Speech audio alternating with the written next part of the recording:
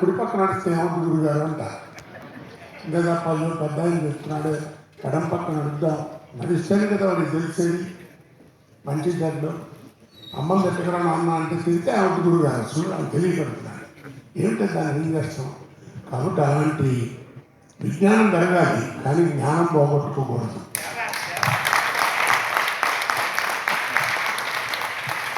మనుషులకి విజ్ఞానం అవసరం పెరగాలి, కానీ జ్ఞానం పోగొట్టుకోకూడదు. ట్వింకిల్ ట్వింకిల్ లిటిల్ స్టార్ వచ్చు కదా అని చెప్పి అమ్మని మర్చిపోతే ఎట్లాంటి తప్పు కదా. అదే స్ఫూర్తితో ఇవాళ నిజంగా చెప్తున్నాను, ఇప్పుడు ఉన్నటువంటి ఈ జనరేషన్లో ఉన్నటువంటి నటీనటులు, నాటకాల వాళ్ళే కానీ ముఖ్యంగా సినిమా వాళ్ళు, సినిమాకి గ్లామర్ అది సరే అది సపరేట్కుంటే నటన పరంగా చూడాలంటే ఇలాంటి నాటకాలు చూడాలి.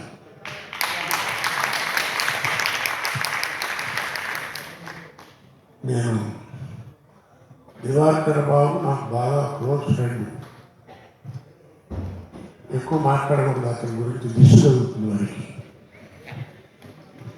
అంత గొప్పగా రాశాడు. సినిమాలు మామూలుగా నాటకంగా చాలా అద్భుతంగా రాశాడు. నటీనటులు మీరు చూశారు. ఇంకొంచెం గట్టిగా చెప్పాలంటే మా తమ్ముడు ఇంటి యాక్ట్ చేశారు కాబట్టి మీ గురించి ఎక్కువ మాట్లాడకూడదు. అదొకటి తలకాయ. అందుకని నేను ఎప్పుడూ నమ్మేది ఒకటేనండి, పెద్ద గుమ్మడికాయ అంత టాలెంట్ ఉంటే కుదరదు, ఆవగినంత అదృష్టం కూడా ఉండాలి. ఆ రెండు ఉన్నవాడే కోట శ్రీనివాసరావు.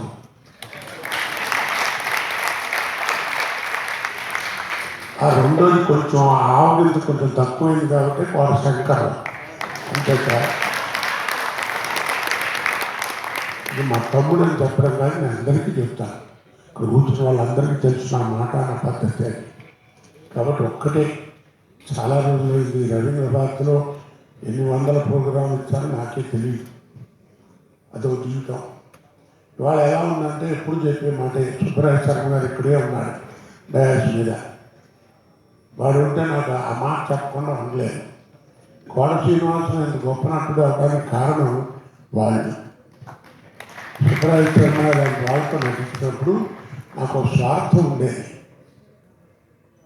ఏమైనా సరే వీళ్ళకంటే బాగా చేయాలనే స్వార్థంతో ఎక్కువగా నటించి నేర్చుకున్నాను.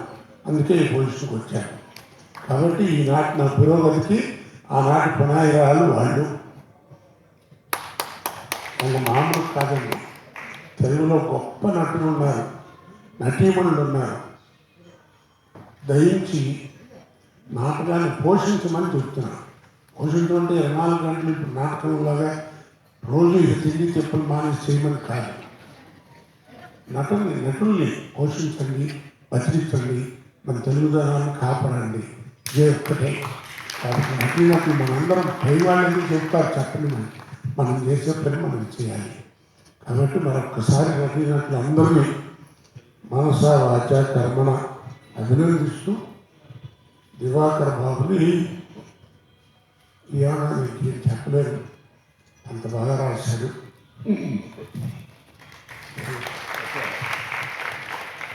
రైట్. ఎందుకంటే నటుడు నాలాంటి వాడు కూడా చెల్లించేట్టుగా ఉంటుంది. నాకు చూస్తున్న కొద్దీ సీన్ బై సీన్ పెరుగుతున్న కొద్దీ తన్మయత్వం అయిపోతుంటాం మనం. మా గురువుగారు దేశరాజు హనుమంతరావు చెప్పేవాడు, ఏమంటే నటుడు అంటే ఏమిటి అంటే, అదే నటుడు అంటే ఏదో పెద్ద గొప్పగా డైరెక్టర్ చెప్పినట్టు చేయలేదు కదా.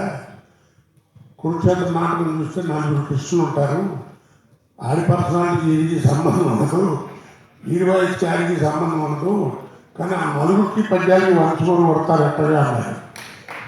మరి నలుగురికి కొడతారు కదా, మరి ఏంటంటే దాంట్లో ఏమంతరానికి అన్నాడు.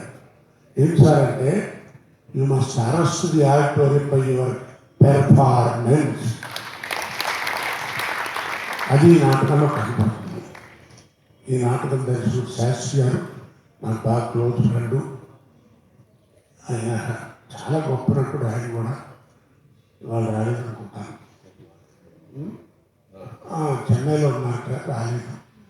మరొకసారి మీ అందరి ముందు దివాకర్ని అభినందిస్తూ మరొకసారి నమస్కారం చెప్పుకున్నాను.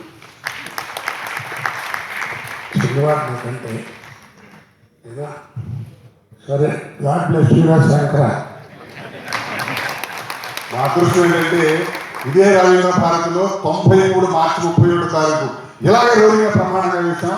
మళ్ళీ 33 సంవత్సరాల తర్వాత మళ్ళీ వీడియో చేస్తున్నాం. 93 మార్చి 31. చాలా సంతోషం అండి. సెలవు సెలవు సెలవు.